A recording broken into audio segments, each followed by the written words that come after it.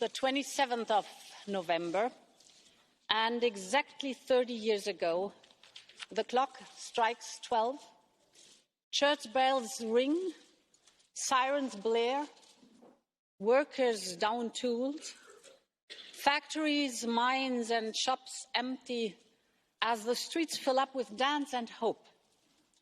The historic 2-hour general strike in the middle of the Velvet Revolution saw people from Prague to Bratislava take part in a beautiful, peaceful wave of freedom, courage and unity. If there's one area the world needs our leadership, it is on protecting our climate. This is an existential issue for Europe and for the world. How can it not be existential when 85% of people in extreme poverty live in the 20 countries most vulnerable to climate change? How can it not be existential when we see Venice underwater, Portugal's forests on fire, Lithuania's harvests cut by half because of droughts? This has happened before without any question, but never with that frequency and with that intensity. And we do not have a moment to waste anymore on fighting climate change.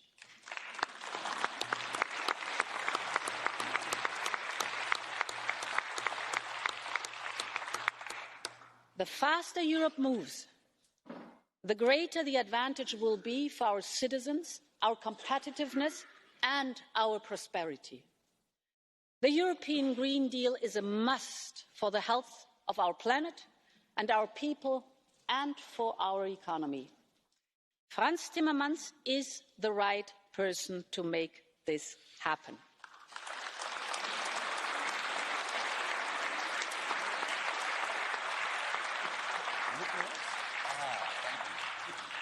And I'm delighted that he will be supported by Kadri Simpson, Adina Valean and many others. The European Green Deal is our new growth strategy. It will help us cut emissions while creating jobs. At the core of it will be an industrial strategy that enables our business, big and small, to innovate and to develop new technologies while creating new markets. We will be global standard setters. This is our competitive advantage, and it's the best way to ensure a level playing field. But all of this has to serve the European people. They want and expect Europe to act on climate and environment. But they also need affordable, clean and secure energy. They need to be skilled to work on the jobs of tomorrow. They need to commute to these new jobs or to be connected from home. And we have to make sure that those needs are fulfilled in a sustainable way. It is a generational transition towards climate neutrality by mid-century. But this transition must be just and inclusive, or it will not happen at all.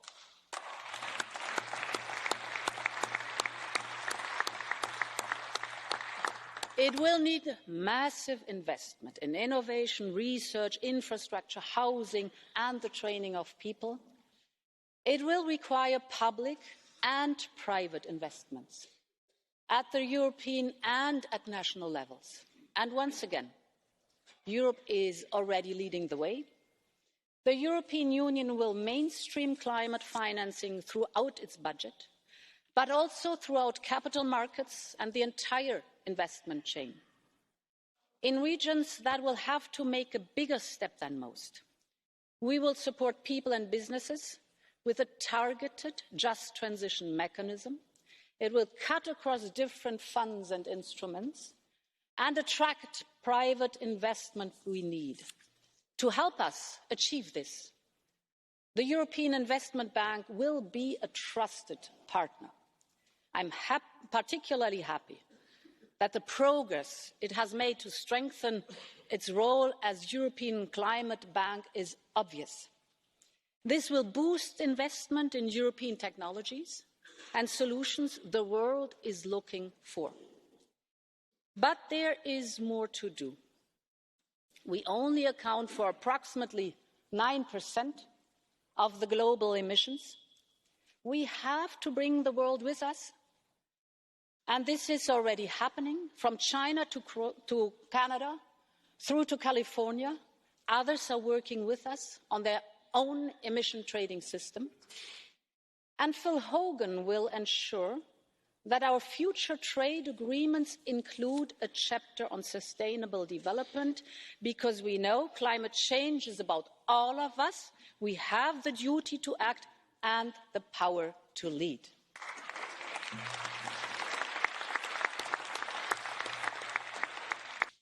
Honourable members, Europe has a lot to be proud of.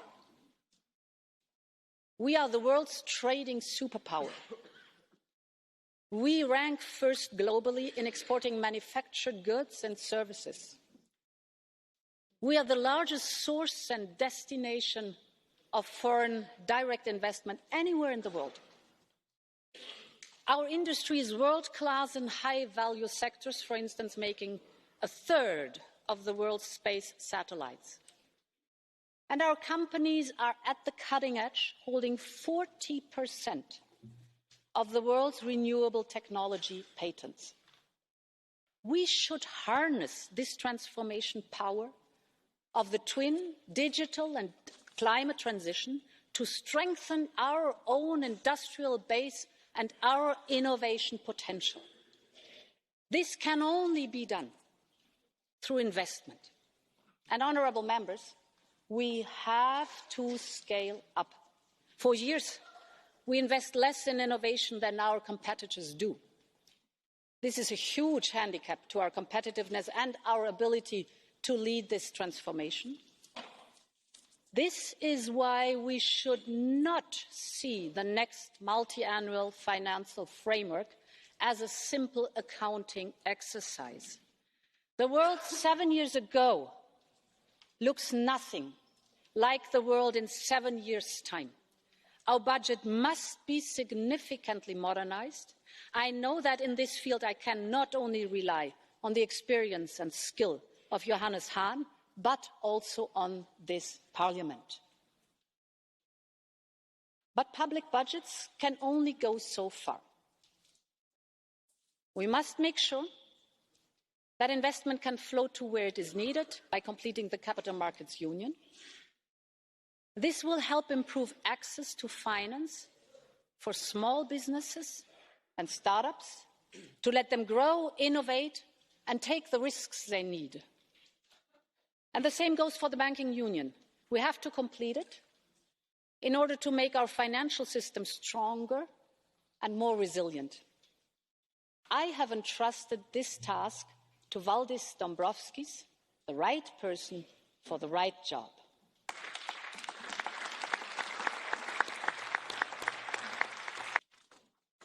Honourable members, one thing is for sure. Europe will always provide shelter to those who are in need of international protection.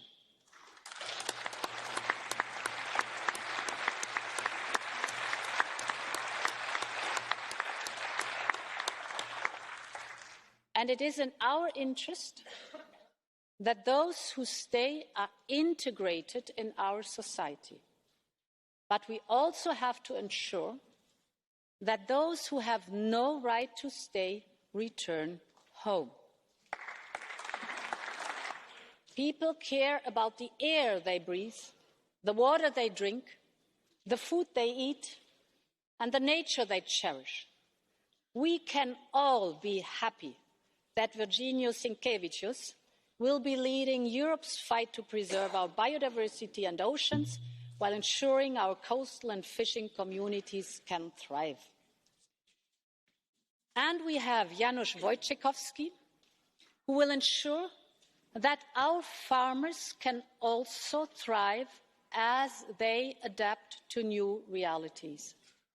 The twin transitions, climate and digitalisation, will bring changes for all. But let there be no doubt, farming will remain a valued part of our culture and our future. We need a sustainable farm-to-fork strategy, from capital access to young farmers to the fact that imported food products from third countries must comply with the European Union's environmental standards. And I've never ever made any secret about the fact that I will always be a Remainer.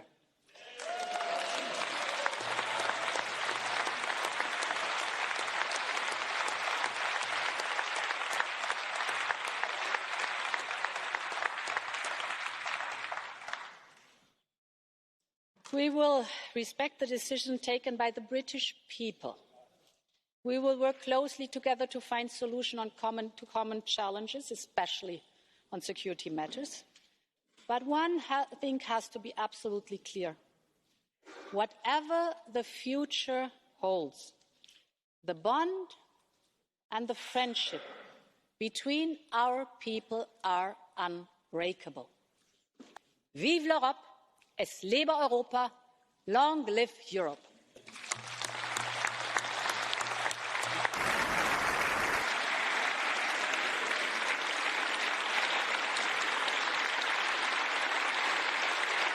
Très bien. Très bien, très bien.